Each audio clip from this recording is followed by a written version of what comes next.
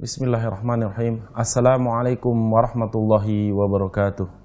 Alhamdulillahirabbil alamin wassalatu wassalamu ala nabiyyina Muhammadin wa ala alihi wa ashabihi ajma'in wa man tabi'ahum bi ihsanin illa yaumiddin.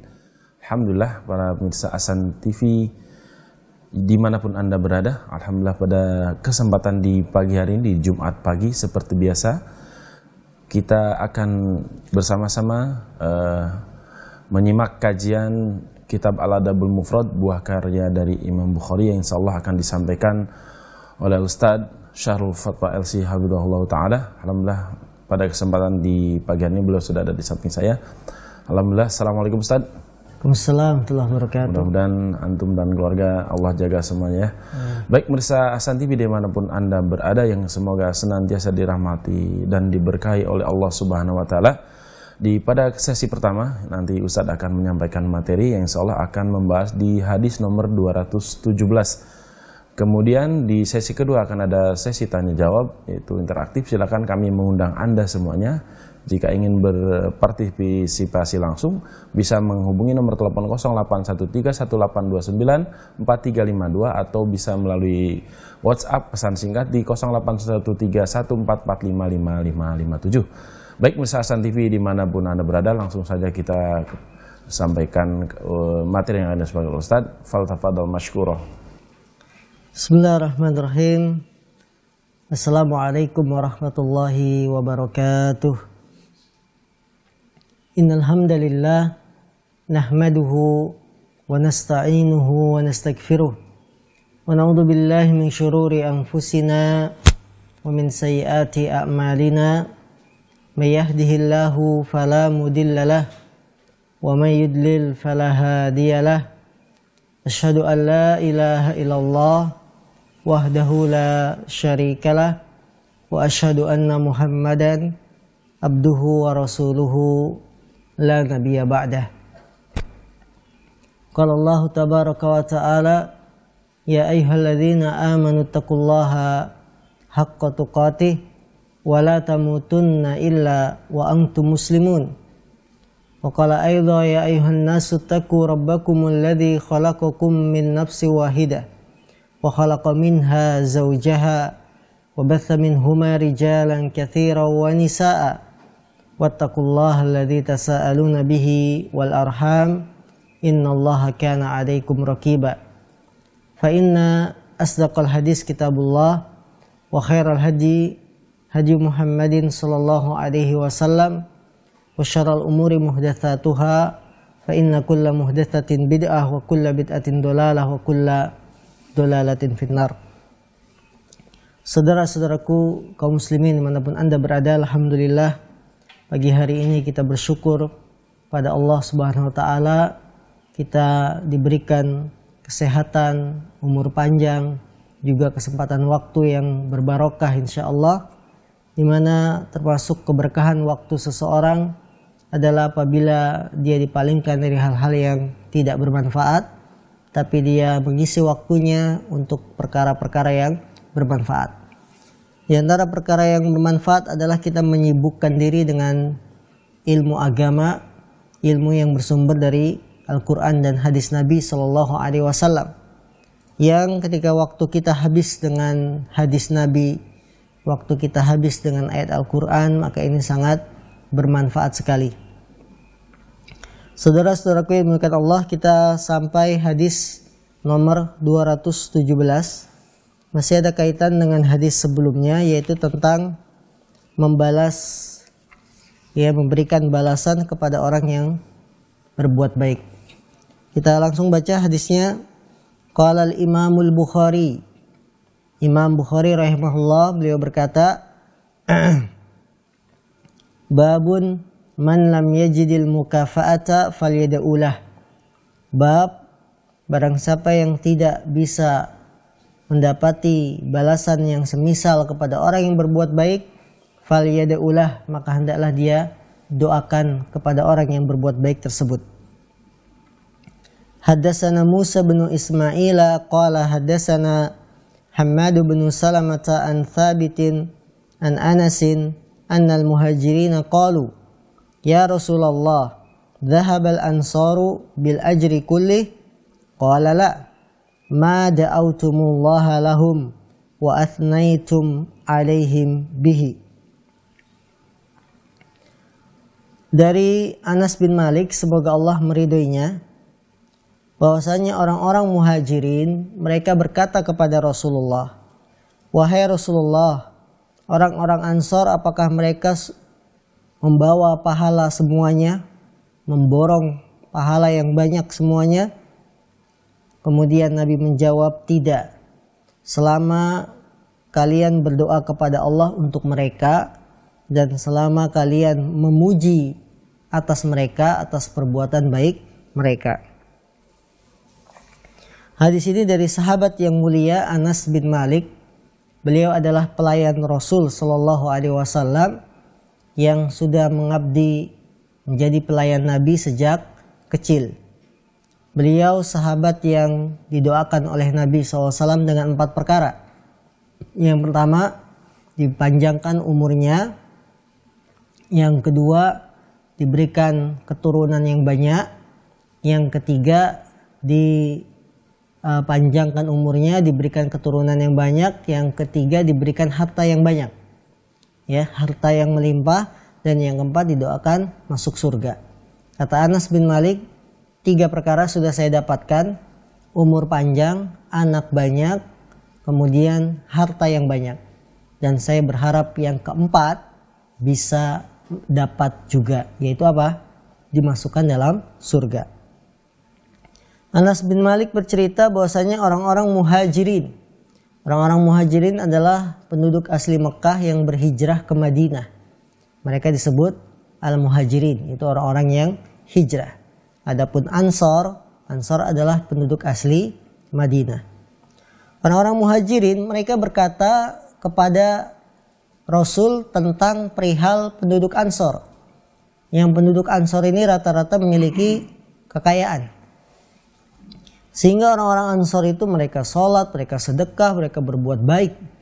Maka orang muhajirin bertanya, wahai Rasulullah, apakah orang-orang Ansor akan memborong pahala semuanya?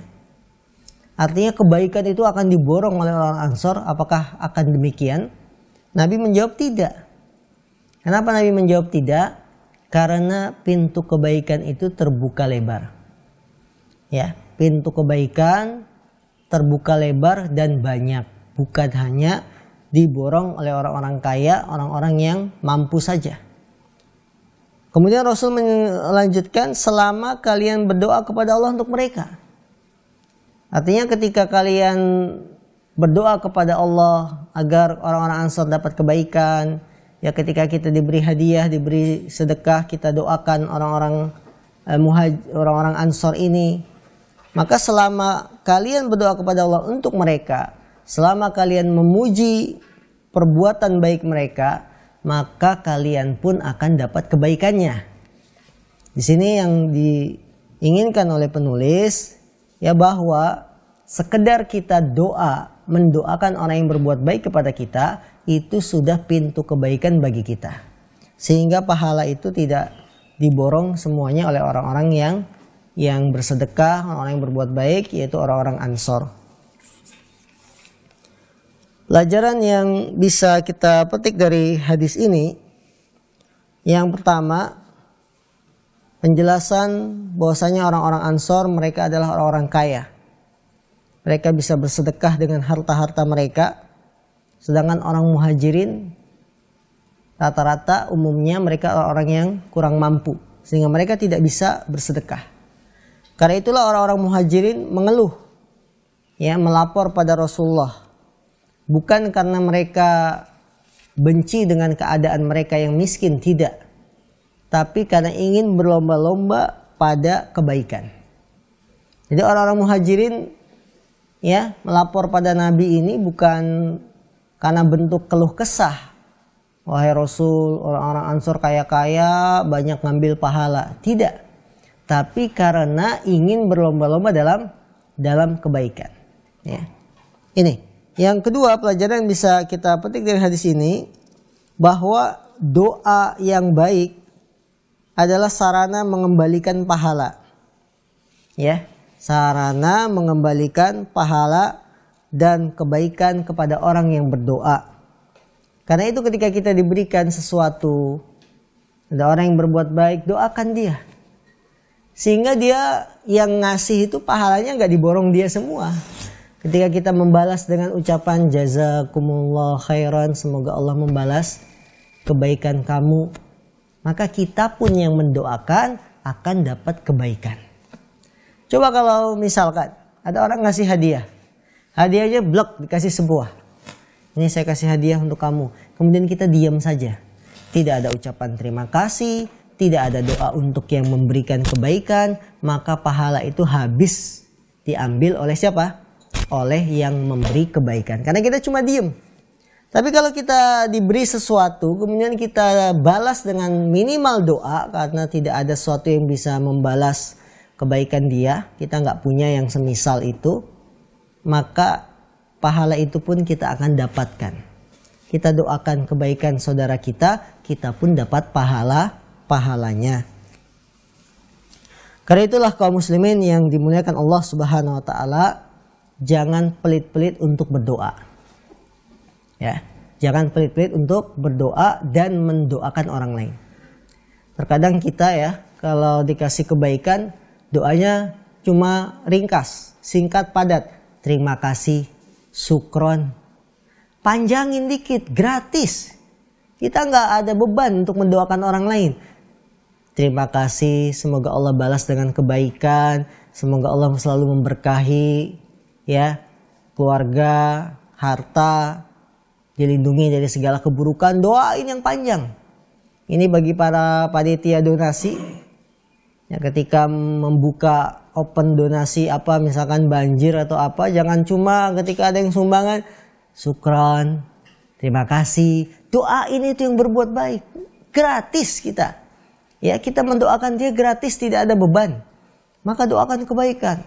Semoga Allah membalas dengan kebaikan, selalu memberkahi Anda dimanapun Anda berada, harta dan keluarga Anda dilindungi segala keburukan, dimudahkan urusannya. Udah bikin paket doa, tinggal copy paste, kirim. Ya, seperti itu. Karena supaya kebaikan itu tidak diborong sama yang ngasih. Sementara kita yang dikasih hanya diam saja, tidak memberikan apapun, balasan apapun, walaupun cuma untayan doa. Coba kalau Anda berikan untayan doa yang baik, maka Anda pun dapat pahala. Kita pun akan dapat kebahagiaan. Pelajaran juga yang bisa kita petik dari hadis ini, orang yang kaya, yang dengan kekayaannya dia dapat berbuat kebaikan kepada orang lain, ya, ini lebih baik daripada orang yang miskin kemudian tidak beribadah, ya, atau miskin kemudian tidak bisa memberi kebaikan kepada orang lain. Karena itu para ulama ada satu bab yang menjadi pembahasan dalam hal ini, yaitu mana yang lebih afdol, orang yang kaya tapi taat, kemudian sama yang miskin tapi bersyukur. Ya, mana yang lebih baik? Kalau kita timbang-timbang, kaya, taat, rajin ibadah, dengan miskin tapi bersyukur. Kita tidak bisa memilih begitu saja, tapi kita kembalikan apa tujuan hidup kita untuk beribadah. Orang yang miskin pandai bersyukur, ya, kemudian dia gunakan nikmat yang dia dapat untuk beribadah kepada Allah, apakah bisa mengalahkan orang yang kaya yang rajin ibadah, taat beribadah? Semuanya ada kondisinya, kondisi masing-masing. Ya, tidak bisa kita pilih salah satu ini lebih afdol, itu tidak. Karena itu orang yang kaya diberikan kelebihan harta, kemudian dia gunakan kekayaannya untuk kebaikan, untuk membela Islam, maka tentu ini tidak tercela. Karena itu Islam tidak melarang hambanya untuk kaya. Doa-doa yang diajarkan Nabi meminta kita untuk diberikan kecukupan. Allahumma inni as'alukal huda wat tuqa wal afafa wal ghina, ya kan? Nabi mengajarkan pada kita, Allahumma inni as'alukal huda, ya Allah aku minta kepadamu huda, petunjuk.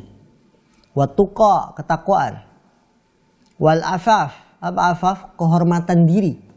Wal ghina, dan kekayaan. kecukupan. Maka kita minta diberikan kecukupan boleh, tidak ada salahnya.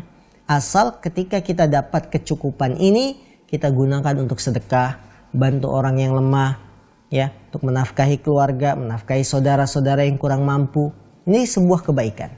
Sebagaimana orang-orang Ansor ini membuat kaum Muhajirin menjadi cemburu. Wahai Rasulullah, orang-orang Ansor sudah memborong pahala. Kita nggak dapat apa-apa. Mereka sholat, kita juga sholat. Ya. Mereka apalagi? Zakat, mereka puasa Ramadan. Ya kayak kita yang miskin-miskin ini puasa Ramadan juga. Tapi mereka bisa bersedekah. Kita tidak bisa bersedekah. Ya. Jadi di sini dapat diambil pelajaran bahwa orang yang kaya kemudian dia menggunakan kekayaannya untuk kebaikan, untuk di jalan Allah, untuk banyak bersedekah, maka tidak tercela. Sebagaimana hal ini terjadi pada kaum Ansor yang mereka adalah rata-rata orang mampu dan membuat cemburu orang-orang Muhajirin. Hadis kedua 218. Haddatsana Musa bin Ismail qala haddatsana Rabi'u bin Muslim qala haddatsana Muhammad bin Ziyad an Abi Hurairah anin Nabi sallallahu alaihi wasallam qala la yashkurullaha man la yashkurun nas. Dari sahabat Abu Hurairah dari Nabi sallallahu alaihi wasallam, dia berkata, beliau bersabda, tidaklah seorang bersyukur kepada Allah orang yang tidak bersyukur kepada manusia. Tidaklah seorang itu dikatakan bersyukur kepada Allah bila dia tidak bersyukur kepada manusia.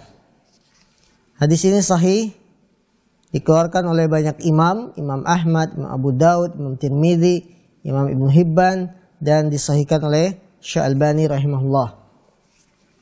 Tidaklah bersyukur kepada Allah orang yang tidak berterima kasih kepada manusia. Hadis ini bisa diterjemahkan dan ditafsirkan bahwa apabila orang itu kebiasaannya tidak berterima kasih kepada manusia, tidak berterima kasih kepada perbuatan baik orang lain, maka dia akan menjadi kebiasaan untuk tidak bersyukur kepada Allah Subhanahu wa taala. Ini makna hadis pertama. Apa? Kalau ada orang sudah jadi kebiasaan tabiat dikasih kebaikan, diberikan hadiah, diberikan sedekah, dia tidak terima kasih sama manusia, orang yang berbuat baik sama dia, maka dia pasti tidak akan bersyukur dengan pemberian Allah SWT. Kenapa? Lawang manusia yang derajatnya makhluk ciptaan Allah saja diremehkan, ini akan membawa kebiasaan untuk tidak bersyukur kepada Allah Subhanahu wa ta'ala. Ya. Dia diberikan kebaikan sama orang lain, tetangganya kah, temannya kah, siapa ya. Tapi tidak mau ngucapin terima kasih, itu beratnya bukan main. Maka orang semacam ini akan membawa kebiasaan untuk tidak bersyukur kepada Allah Subhanahu wa taala. Makna hadis ini yang kedua, Allah Subhanahu wa taala tidak akan menerima rasa syukur seorang hamba atas kebaikan-kebaikan yang Allah berikan pada hamba itu sampai dia mau bersyukur, berterima kasih kepada kebaikan manusia.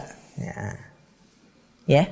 Jadi Allah itu tidak akan menerima rasa syukur seorang hamba kalau dia tidak terima kasih kepada pemberian kebaikan manusia. Maka hadis yang mulia ini, kaum muslimin yang dimuliakan Allah SWT, mengajarkan kita untuk memberikan balasan kepada orang yang berbuat kebaikan. Minimal syukur. Bersyukur kepada manusia. Alhamdulillah mas, sudah sampai sini jauh-jauh, kebanjiran, menerjang air yang tinggi. Ya, kami apresiasi, kami ucapkan terima kasih, semoga dibalas kebaikan. Seperti itu. Ya, ini sebagai bentuk syukur kita kepada Allah Subhanahu wa ta'ala. Maka di sini memberikan pelajaran pertama, keutamaan sifat syukur. Bahwasanya suatu yang sedikit itu, ya walaupun ucapan terima kasih sudah menunjukkan suatu yang besar, yaitu rasa syukur kita. Karena rasa syukur kita terhadap nikmat itu ibaratnya bagaikan tali. Kalau nikmat itu disyukuri, tali itu fungsinya untuk apa? Mengikat. Maka nikmatnya semakin kuat. Akan terus dapat nikmat itu karena sudah diikat. Karena kita bersyukur. Jadi seorang ketika dapat nikmat dia syukuri, rasa syukur itu bagaikan tali yang mengikatnya semakin kuat. Ya. Kemudian dengan rasa syukurnya akan mendatangkan nikmat berikutnya yang lain. Mendatangkan apa? Nikmat-nikmat berikutnya. Dengan rasa syukur. Ya. Jadi rasa syukur itu membuat nikmat yang kita sudah peroleh menjadi tetap. Nikmat yang sudah kita dapat dengan rasa syukur, nikmat tersebut menjadi tetap. Menjadi milik kita. Dan akan mendatangkan nikmat-nikmat yang lain. Tambahan. Apa dalilnya? La in syakartum la azidannakum wa la in kafartum inna adzabi lasyadid. Apabila kalian bersyukur, maka aku akan tambahkan nikmatku atas kalian. Jadi rasa syukur itu bagaikan tali. Nikmat yang sudah ada semakin kuat karena terikat, nikmat yang belum ada akan menarik. Karena tali juga punya fungsi menarik. Menambah nikmat-nikmat yang lain. Maka kaum muslimin jangan disepelekan sifat syukur. Ya. Yang paling besar adalah syukur kita kepada Allah Subhanahu wa taala. Karena itu para ulama mengatakan nikmah idza syukirat qarat wa idza kufirat farat. Nikmat itu bila disyukuri qarat, dia akan tetap. Akan tetap terikat, ya. Wa idza kufirat, apabila nikmat itu dikufuri, diingkari, tidak diakui, tidak terima kasih, farat, nikmat itu akan lari. Ya, nikmat itu akan lari. Maka pandai-pandailah kita menjadi hamba yang bersyukur.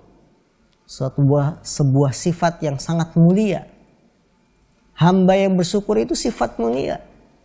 Para nabi dikatakan sebagai abdan syakura. Apa abdan syakura? Hamba yang banyak bersyukur. Ya. Nabi Muhammad SAW ketika sholat malam sampai kakinya, betisnya bengkak-bengkak, dikatakan kepada beliau, Aisyah bertanya, kenapa engkau masih melakukan hal ini? Kenapa engkau masih melakukan ini wahai Rasul? Nabi menjawab, afala an akuna abdan syakura, tidakkah boleh aku menjadi hamba yang bersyukur? Allahu Akbar. Ya.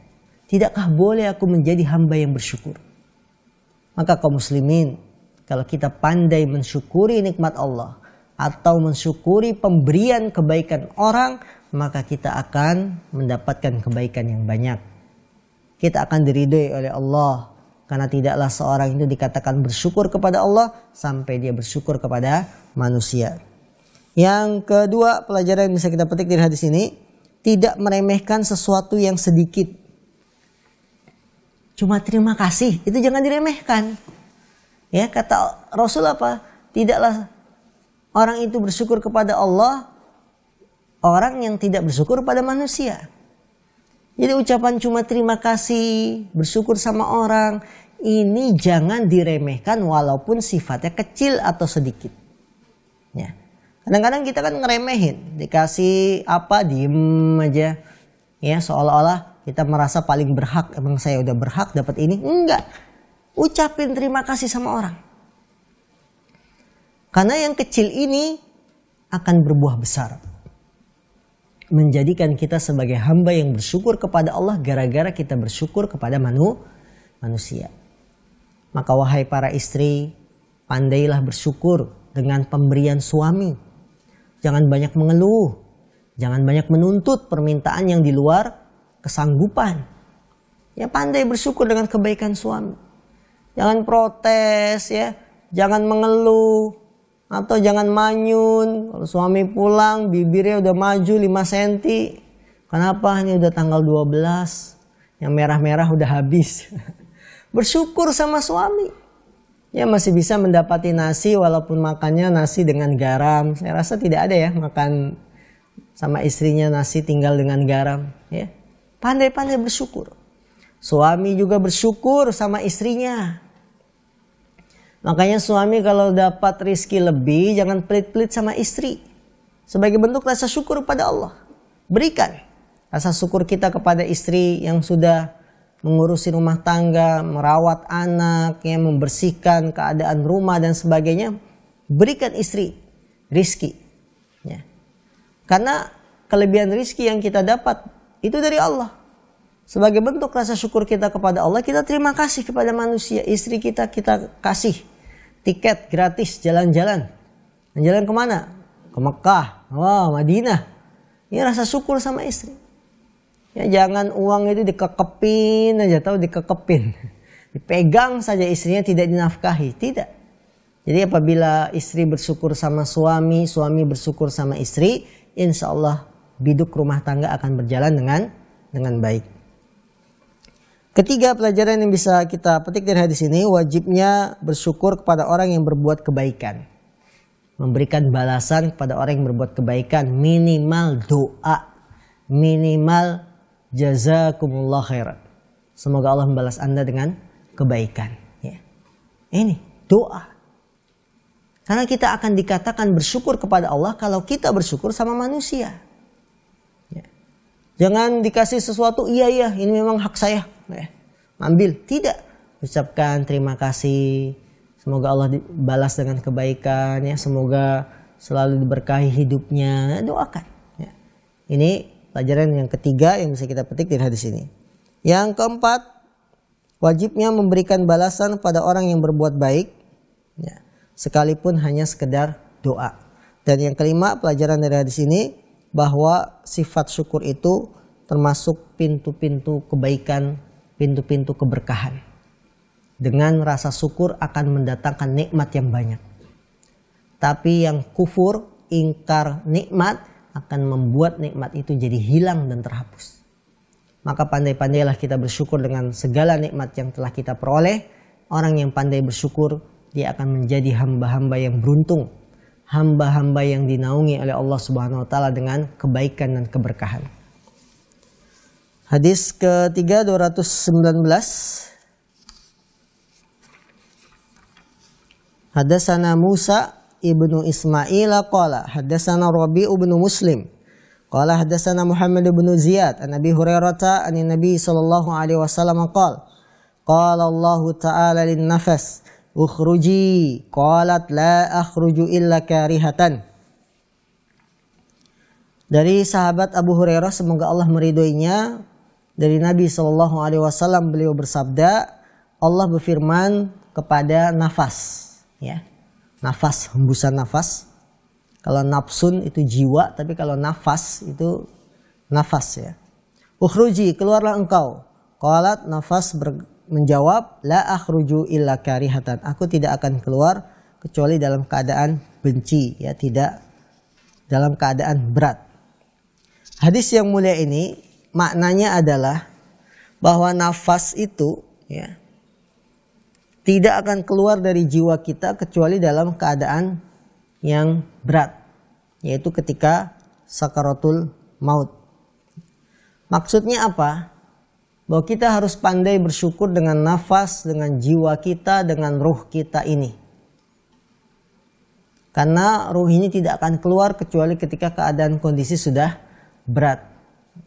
Dengan bersyukur, dengan apa yang kita peroleh, bebas menghirup udara, jiwa kita masih sehat, maka ini akan membuat kita bersyukur kepada Allah Subhanahu wa ta'ala.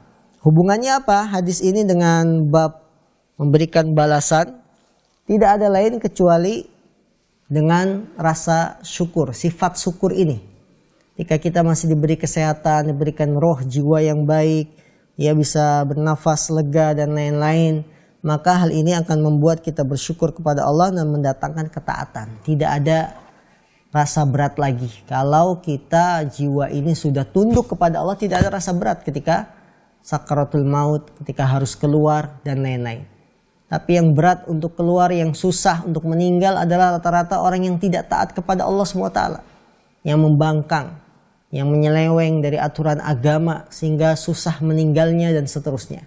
Maka kaum muslimin yang dimuliakan Allah SWT, nafas, jiwa, ya, tidak akan keluar kecuali dalam keadaan baik, ya ketika jiwa kita juga baik. Perbaikilah diri kita, perbaikilah apa yang ada dalam hati kita, maka Allah akan memperbaiki kondisi badan kita. Allah Ta'ala alam, ya ini yang bisa disampaikan 3 hadis di kesempatan pagi hari ini.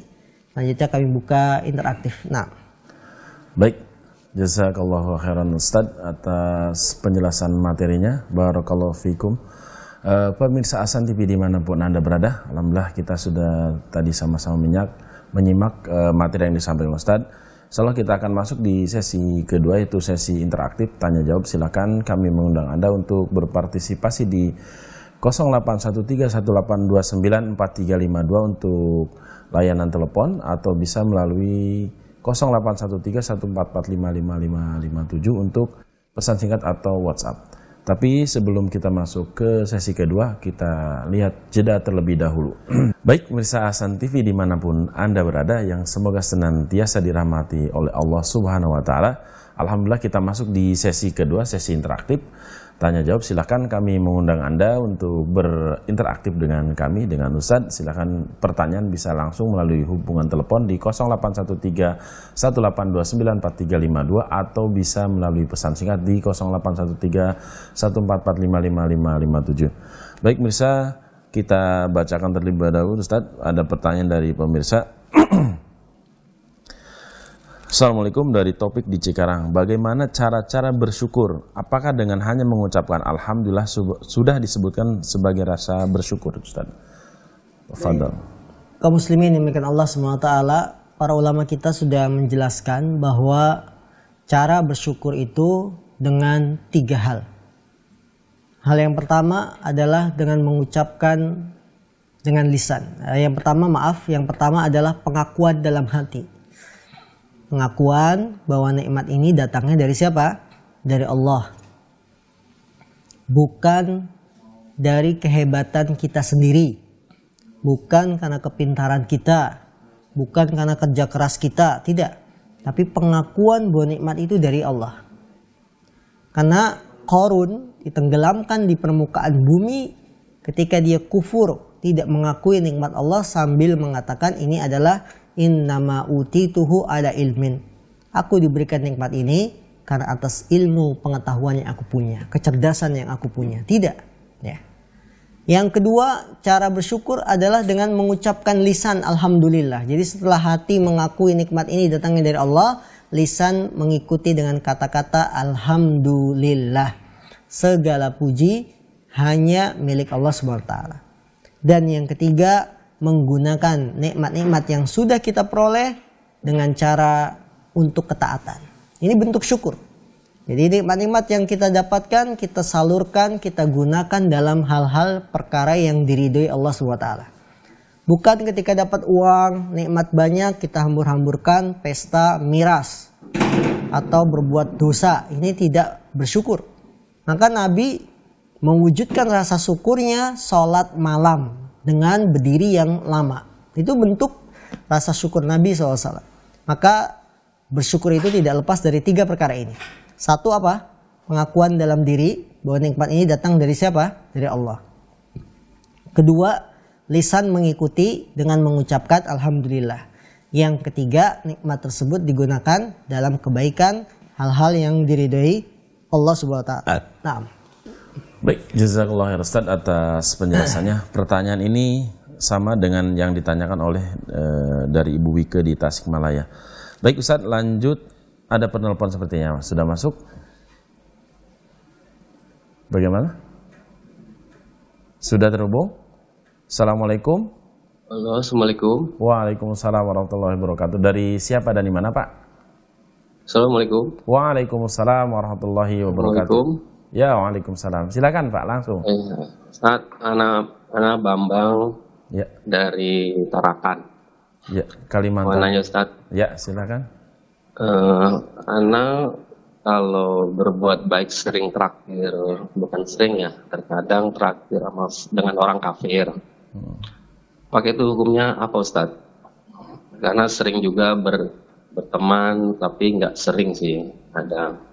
Karena traktir, apakah balasannya seperti apa Ustaz? Baik. Hukumnya seperti apa? Itu aja. Ya. Barakallahu fikum. Wa fika barakallah. Jazakallahu khairan. Wah, ya. Silakan Ustaz. Baik, dari saudara kami di Tarakan, ya beliau bertanya, saya terkadang mentraktir orang-orang non-muslim. Ya terkadang saya juga bergaul dengan orang-orang non-muslim. Apa balasan yang akan saya terima? Ketahuilah kaum muslimin yang dimuliakan Allah SWT, kita tidak dilarang untuk berbuat baik kepada orang-orang di luar agama Islam. La yanhakumullah. Ya, Allah tidak melarang kalian antabarruhum, agar kalian berbuat baik kepada mereka. Jadi dalam Islam itu kita tidak dilarang berbuat baik sama orang kafir. Boleh. Apalagi kalau tujuannya kita memberikan hadiah kepada orang non-muslim supaya melembutkan hatinya sehingga dia bisa masuk Islam. Maka kita akan mendapatkan balasan pahala yang besar. Nabi saja ketika dalam berdakwah, metode dakwahnya, beliau pegang kepala kampung yang masih non-muslim. Dikasih hadiah 100 kambing. Sampai orang ini mengatakan apa? Dulu Muhammad adalah orang yang paling saya benci. Sudah dikasih hadiah, dia bilangnya apa? Sekarang Muhammad orang yang paling saya cintai. Lihat. Bagaimana ketika kita berbuat baik sama orang non-muslim, ada misi di balik itu. Misinya apa? Memberikan hidayah. Supaya dia dapat hidayah, memeluk agama Islam, maka itu baik. Jadi nasihat kami kepada saudara kami di Tarakan, ketika Anda ingin mentraktir teman kita yang non-muslim, niatkan bantuan yang kita berikan, kita traktir teman kita itu sebagai wasilah sarana untuk menarik dia masuk dalam Islam. Karena ini akan berpahala besar. Jadi bukan sekedar hanya untuk membuat dia senang, membuat dia mau berteman dengan kita, tidak seperti itu. Tapi ada niat besar di balik itu agar dia mendapatkan hidayah Islam. Karena satu orang saja kita berikan dia hidayah, Allah memberikan hidayah Islam melalui perantara kita, khairun laka min humrin na'am, kata Nabi. Maka hal itu lebih baik daripada onta merah. Allahu Akbar. Ya. Jadi Anda tidak dilarang berbuat baik sama non-muslim, orang kafir. Tapi niatkan ini untuk kebaikan. Agar dia dapat apa? Agar dia dapat hidayah Islam dan Anda pun dapat pahala kebaikan yang banyak. Kemudian tentang bergaul dengan non-muslim. Boleh. Dalam hal-hal yang memang bersifat duniawi. Dan tidak ada rasa loyalitas. Apa loyalitas? Kecintaan. Karena sering bergaul dengan non-muslim, akhirnya kita ada rasa cinta dengan membiarkan kekafirannya. Ini tidak boleh. Kalau kita bergaul dengan non-muslim, jangan dibiarkan kekafirannya. Kita harus ada misi untuk menjadikan dia orang muslim. Dengan berdoa pada Allah agar Allah memberikan hidayah kepada dia. Melalui perantara kita berbuat baik sehingga dia mau menerima nasihat agar menerima agama Islam itu. Jadi tidak hanya sekedar bergaul, kemudian saking sudah lama bergaul membiarkan kekafirannya, membiarkan keyakinannya, tidak boleh seperti itu. Allah a'lam. Nah. Jazakallahu Ustaz atas penjelasannya. Baik, kita lanjut ke pertanyaan melalui pesan singkat. Assalamualaikum warahmatullahi wabarakatuh. Ustaz, dari pemirsa di Bontang, Kalimantan Timur. Ustaz, mohon bertanya, bagaimana apabila kita berbuat baik kepada keluarga, maka mereka malah melunjak, dan jika diberi barang atau makanan mereka semakin meminta tambahan kepada kita. Jazakallahu khairan Ustaz. Baik, dari saudara kami di Bontang, ya, beliau bertanya bagaimana kalau kita memberikan kebaikan pada keluarga atau saudara melunjak itu apa? Ketagihan, ya. Minta lagi ya, diberikan barang malah minta lagi ya. Apakah kita tetap berbuat baik ataukah stop? Udahlah, putus. Dikasih kok malah dikasih jantung minta apa? Dikasih hati minta jantung, apa dikasih jantung minta hati, gitu ya. Itu melunjak. Bagaimana sikap kita kaum muslimin dimuliakan Allah Subhanahu wa taala ketika kita akan memberikan? Tentunya yang pertama dasar kita memberikan adalah ikhlas karena Allah Subhanahu wa taala. Yang kedua, ketika kita akan memberikan, kemudian yang diberi ini malah keenakan, malah menjadikan kita sebagai andalan, dia jadi malas bekerja. Ya, ada ya tipe-tipe saudara seperti ini. Kasih bulanan sama kita, malah dia malas bekerja. Maksud kita itu pancingan. Tapi dia malah ketagihan atau dengan bahasa tadi melunjak. Ya. Maka kalau memang ada saudara kita yang sifatnya seperti ini, diberikan sesuatu malah minta lagi, malah keenakan, malah ketagihan, dia tidak mau bekerja keras, dia tidak mau tanggung jawab padahal dia seorang suami, jangan diberikan matengnya, tapi diberikan apanya? Kailnya. Jadi jangan dikasih ikannya, tapi dikasih kail, dikasih pancingnya supaya dia berusaha sendiri. Ya, seperti itu. Agar dia sadar bahwa saya diberikan ini bukan karena untuk meninabobokan atau membuat dia malas, tidak, tapi untuk agar dia semangat, ya. Seperti itu caranya. Dan jangan di stop kebaikan yang sudah kita mulai. Jangan di stop kebaikan yang sudah kita mulai, karena berarti kita menurun. Kalau kita sudah punya kebaikan kemudian kita stop. Tetap dilakukan kebaikan kita berikan, cuma caranya saja yang dirubah. Allah alam. Nah. Masya Allah, barakallahu fiik Ustaz, jazakallahu khairan atas penjelasannya. Kita lanjut sambil menunggu hubungan telepon. Kita lanjut membacakan pertanyaan dari pemirsa. Bismillah, Assalamualaikum warahmatullahi wabarakatuh. Afwan Ustadz, saya mau tanya dengan kasus seperti ini. Ada tetangga di lingkungan yang tidak pernah membalas kebaikan atau tidak menghargai kebaikan tetangganya dalam hal apapun.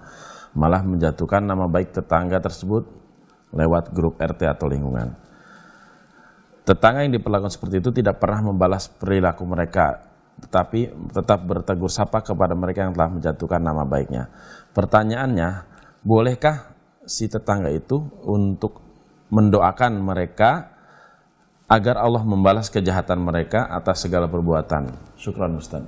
Baik, kaum muslimin demikian Allah SWT bahwa keburukan boleh dibalas dengan keburukan, tapi yang semisal, tidak boleh berlebihan.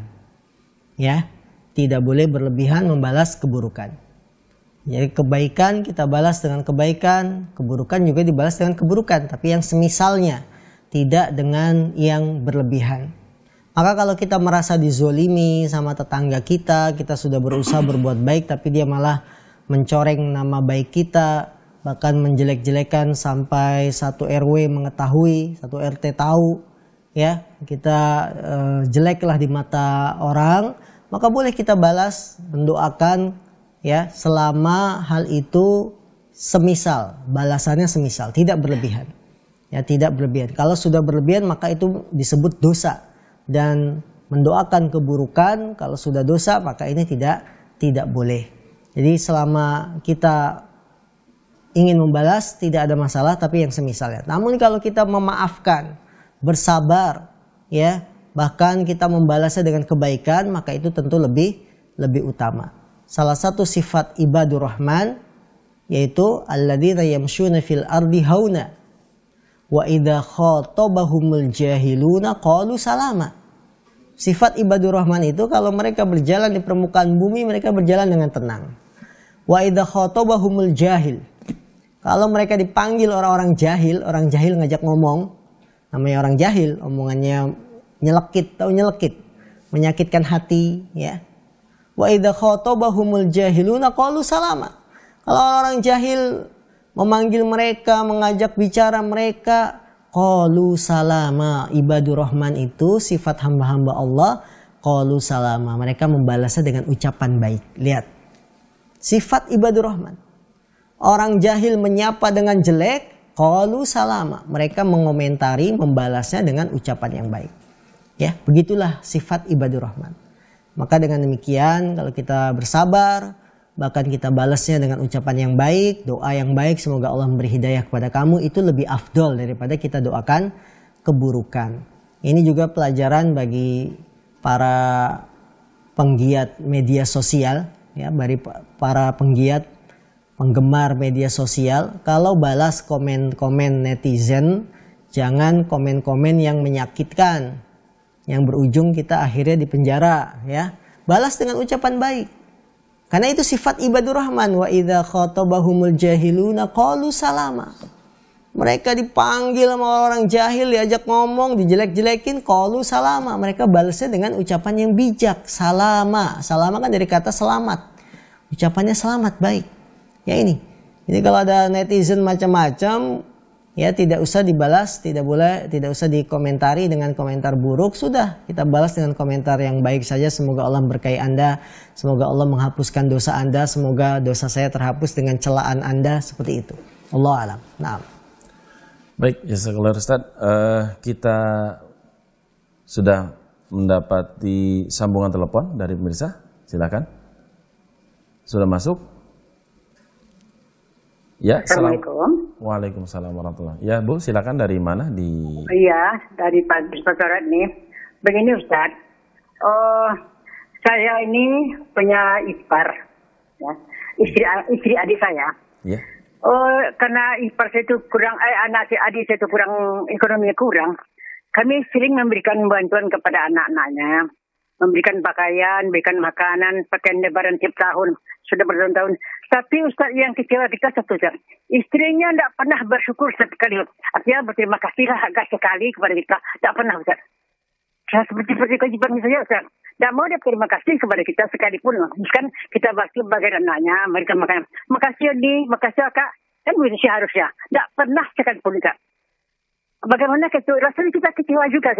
Kan harus terima kasih tidak kepada Allah. Tapi karena dia tidak pernah bersyukur sekalipun, rasa kecewa, rasanya mau menghentikan. Tapi juga tidak mau, Ustaz, bagaimana itu Ustaz? Siap. Apakah saya terus memberikan bantuan atau saya hentikan saja, Ustaz? Sekali pun tidak pernah keluar. Terima kasih Kak, makasih ini tidak ada juga. Terima kasih saja Ustaz. Coba tolong Ustaz berikan pencerahan kepada kami. Bagaimana cara baik dan baik kami. Terima kasih Ustaz. Assalamualaikum warahmatullahi wabarakatuh. Waalaikumsalam. Dari Ibu di Sumatera Barat, Ustaz, ya, silakan. Masya Allah. Ya, Ibu yang kami hormati, semoga Allah berkahi Anda di pagi hari ini. Ketika Anda berbuat baik kepada ipar, ya, karena ekonominya kurang, kita berikan pakaian, makanan, dan lain-lain.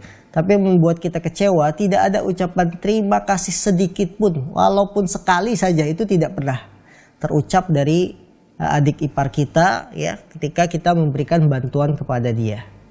Kaum muslimin yang dimuliakan Allah Subhanahu wa taala, memang ini salah satu fenomena yang sering terjadi ketika kita memberikan kebaikan kepada orang, dia tidak mengucapkan terima kasih. Jadi doa aja pelit.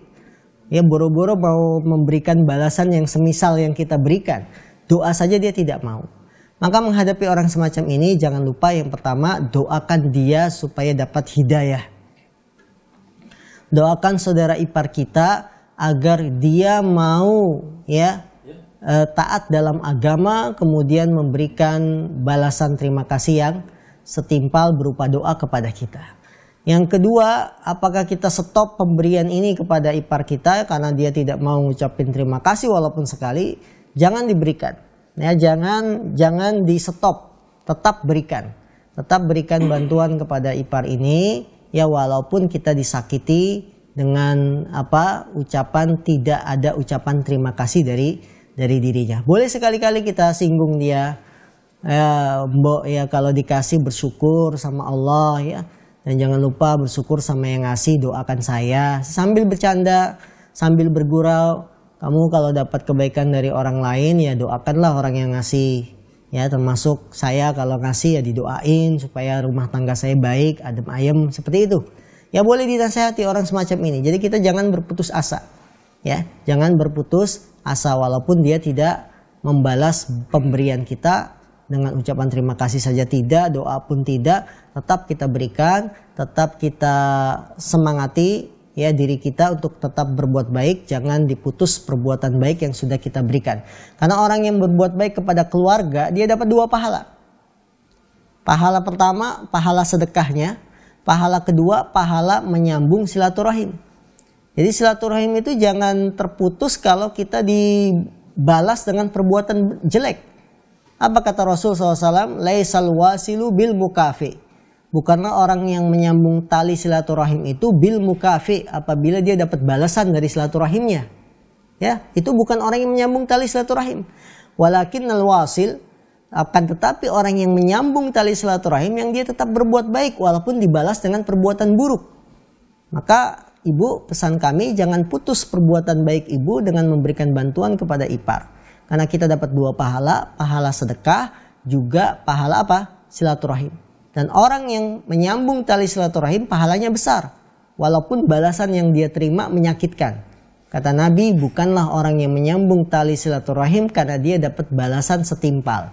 Tapi yang menyambung tali silaturahim yang tetap menyambungnya tali silaturahim walaupun dia dibalas dengan balasan yang tidak baik. Nah, Jazakallah Ustaz atas penjelasannya dan nasihatnya.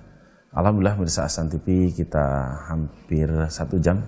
Tapi sebelum itu kita silakan Ustaz, ada sedikit penutup dari antum sebelum saya tutup acara. Tidak, terima kasih ya. Cukup ya. Cukup. Ya. Baik Ustaz, jazakallah atas nasihat kemudian materi yang disampaikan pada pagi hari ini. Mudah-mudahan akan menjadikan ilmu yang bermanfaat untuk kita semua. Tak lupa kami ingin mengajak para pemirsa Ahsan TV dimanapun Anda berada, silahkan dukung kami, dukung dakwah kami insya Allah. Silahkan Anda bisa berdonasi yang ada di layar kaca Anda. Kita tutup dengan kafaratul majlis. Subhanakallah bihamdika asyhadu an la ilaha illa anta astaghfiruka wa atubu ilaik. Assalamualaikum warahmatullahi wabarakatuh.